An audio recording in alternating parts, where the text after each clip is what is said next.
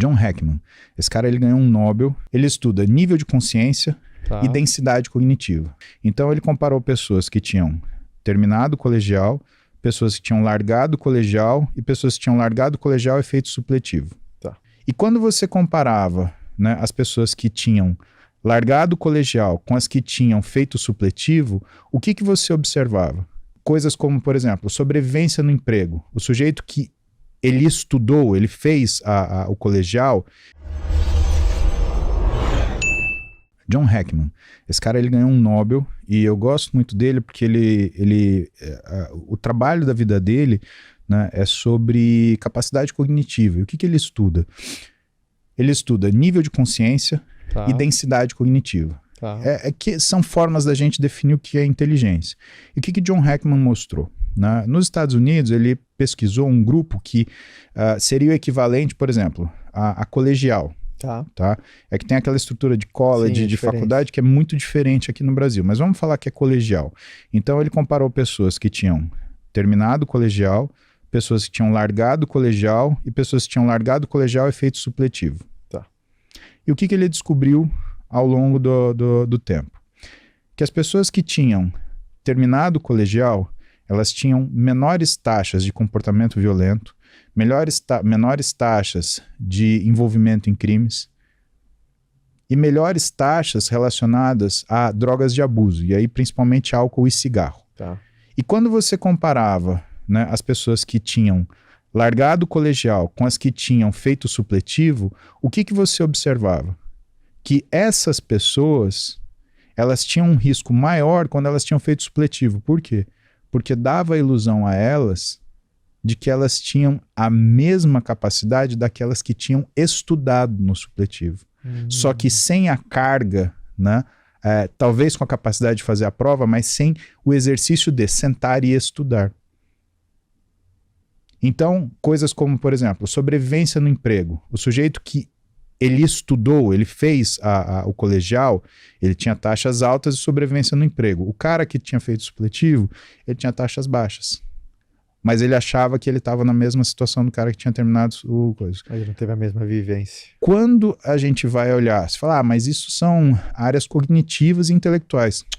Você vai ver sobrevivência no casamento. A mesma coisa. Taxa de sobrevivência no casamento da pessoa que fez o colegial, né, era muito maior do que o cara que, por exemplo, fez o supletivo e maior do que o sujeito que tinha largado o colegial. Só que o cara que tinha largado o colegial, ele tinha uma taxa melhor do que o cara que tinha feito o supletivo.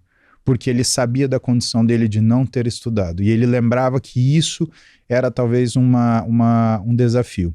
O cara que fez o supletivo, ele negava esse desafio. O que mostra que não é o conhecimento per se que traz o que é a grandeza do ser humano, é o trabalho que você desenvolve para adquiri-lo. Então, o fato de você estar sentado, estudando, sentado, trabalhando, conta. E que, quando a gente olha, por exemplo, a situação do fisiculturismo, né? O que é premiado não é o esforço, o que é premiado é o resultado. Sim, só que esse resultado, ele só existe porque há um esforço. Sim. E que quando a gente olha o trabalho do John Hackman, o que você percebe? Você percebe que o resultado sem esforço é a mesma coisa que a premiação sem mérito. E que isso leva uma distorção do que são as relações humanas, bem como o que é a nossa capacidade intelectual. E o que a gente tem hoje na sociedade, principalmente na área de ensino? A gente tem poucas pessoas que querem aprender de fato e a grande maioria das pessoas que querem simplesmente o papel dizendo que elas podem. Por que isso é uma preocupação? De novo a gente pega John Hackman. Quando você olha o que é a evolução da pessoa ao longo da vida, se você observar o que é a densidade cognitiva de um ser humano aos 20 anos e aos 40, ela é mais ou menos de 3 a 6 vezes menor aos 20 anos do que aos 40. O que quer dizer duas coisas muito importantes. Primeira coisa, você aos 40 anos julgar o que você fez aos 20 é muita falta de lealdade. É muita falta de bom senso. Sim. É muita falta de autocompaixão. Você está sendo cruel com você. Não faz isso. Você tem 6 vezes mais conhecimento, mais capacidade cognitiva, que é o termo correto, do que você tinha com 20 anos. Segunda coisa, quem que está te aconselhando? É um cara de 20 como você? Uau. E aí você olha os saltos na vida. A gente vai ter outro salto depois, aos 60 anos. Aos 60 anos você tem quase o dobro do que é a capacidade cognitiva, do que você teria aos 40. Então você aos 40, você está no topo daquilo que é a sua capacidade? Não, não está.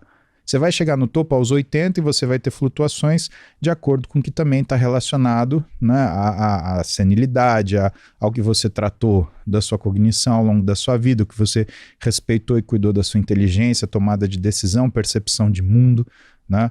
Mas, em essência, aos 40, quem você mais precisa na sua vida?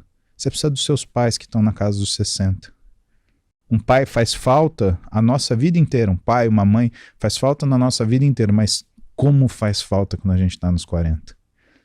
Porque se você tem 6 vezes o que é a sua capacidade cognitiva dos 20, olha a diferença que faz pegar uma pessoa que teria 12 vezes, né, essa capacidade cognitiva e que pode falar com você ali.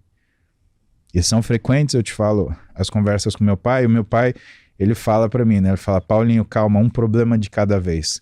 Por quê? Porque como, né, eu já não estou nos meus 20 e eu olho para as coisas e falo, vou resolver, né? Às vezes esse problema, ele não é uma coisa que aos 40 você ache dificuldade, mas aos 60 você enxerga o tamanho total dele. E eu preciso muito dessa visão para falar assim, calma, cara, vai devagar, você tem tempo, você não precisa se afobar, tudo vai se resolver.